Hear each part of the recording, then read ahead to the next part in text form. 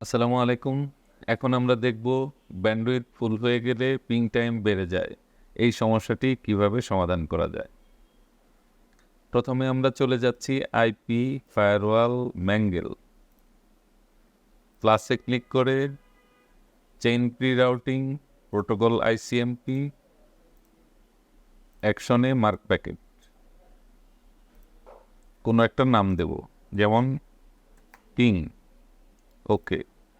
এবার কিউতে গিয়ে প্লাসে ক্লিক করে এটার নাম দিতে পারি পিং। আইপি অল আইপি থাকতে পারে, সামান্য কিছু ব্যান্ডউইথ যেমন 5 এমবি বা 10 এমবি সেট করে দেই এবং অ্যাডভান্সে যে প্যাকেট মার্ক করলাম সেই শব্দটি আমরা সিলেক্ট করে দিই এবং এই রুলটিকে আমরা টেনে উপরে তুলে দিই। ব্যান্ডউইথ ফুল হয়ে গেলে পিং টাইম হাই হয়ে যায়, এই সমস্যাটি সমাধান হয়ে যাবে। আপনারা যদি প্যাকেট মার্ক করে একটা কিউ তৈরি করে টেনে উপরে তুলে দেন, তাহলে ব্যান্ডউইথ ফুল হয়ে গেলেও পিং টাইম আর বেশি হবে না।